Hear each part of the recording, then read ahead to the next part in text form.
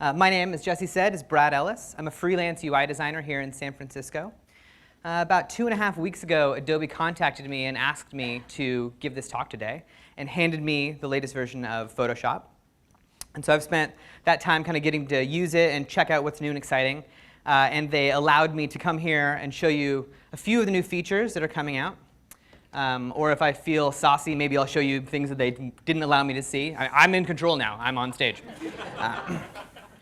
So I'm going to talk about a few new features. One of them is a new way to organize your document.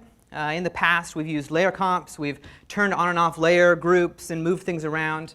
We've saved out different files, different PSDs. So we'll talk about some new stuff for that. We're going to talk about a new way to export your work. Classically, we've used the Save for Web claw hand, again, turning on and off layers or making sprite sheets, doing a lot of manual work. So we're going to talk about some new workflows for that. And we're going to talk about a new way to work together as a team. A little bit more nebulous, but we'll get into that in a little bit. So I'm going to give you guys a live demo here.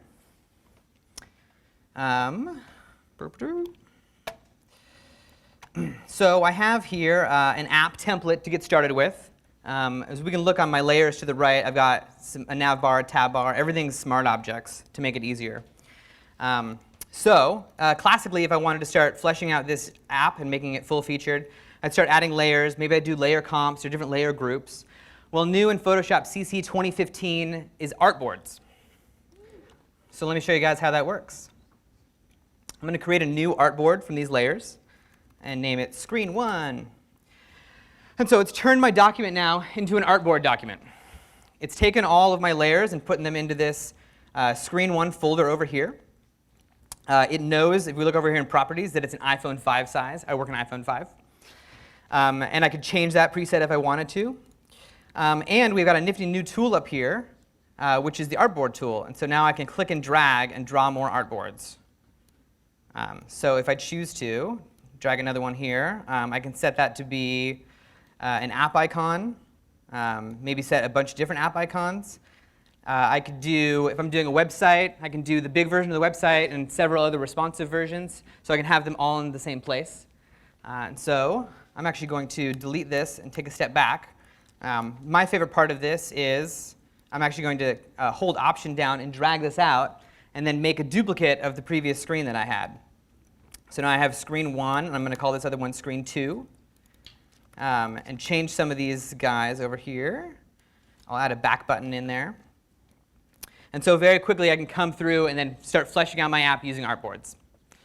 Let me jump ahead here, because I've done a little bit more work and have something in the oven already cooking. So here I have a version of it now that has more screens. I've gone and fleshed out the app a lot more. And I've also then created an asset sheet in the corner of my document as well. So very quickly I can look at my assets. These are all smart objects, so if I edit one, it'll edit all the other ones through the document. Let me actually show what that will look like. So if I come in here to this primary color and make that red and save it out, then it'll go through and then edit all those in my whole document. And I also have a secondary color, an accent. I'll make that a nice little gold. Some happy little gold text.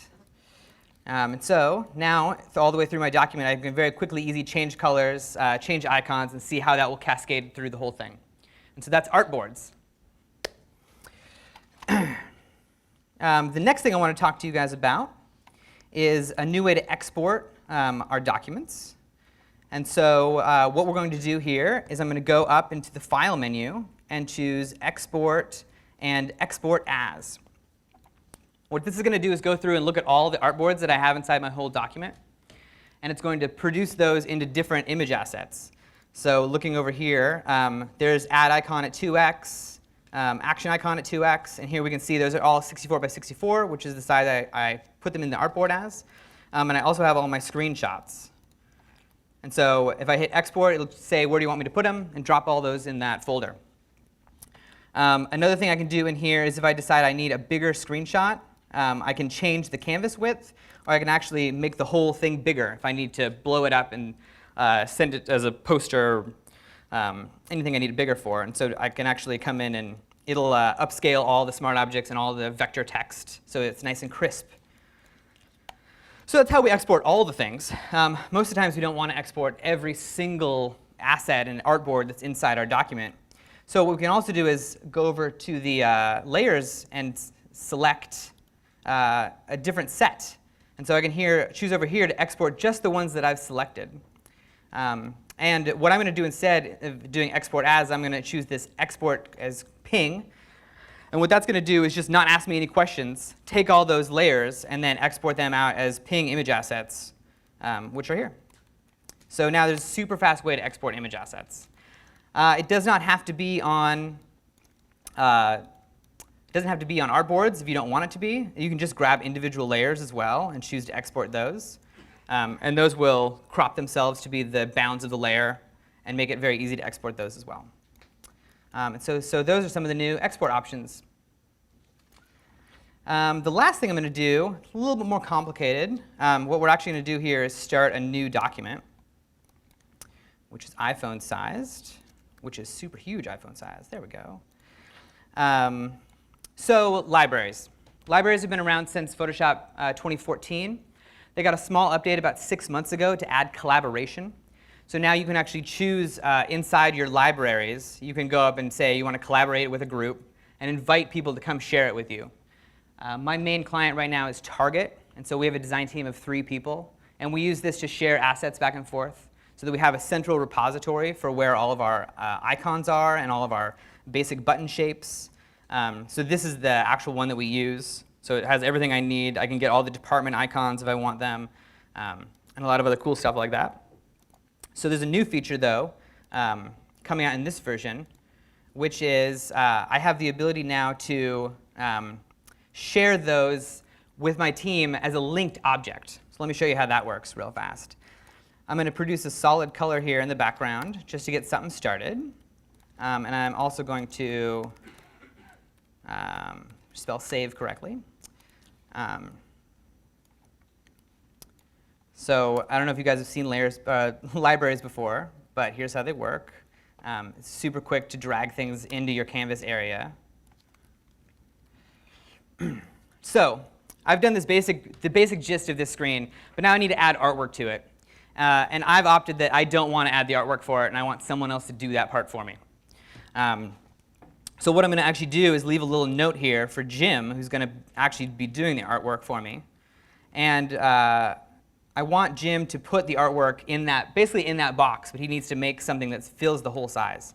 So I'm going to convert this to a smart object and name it image1. And I'm going to add that to my libraries list over here. And so now we see this little image1 over here. And this object has changed. There's now a little cloud icon next to it. And what that means is that object is now linked to the library and that asset in there.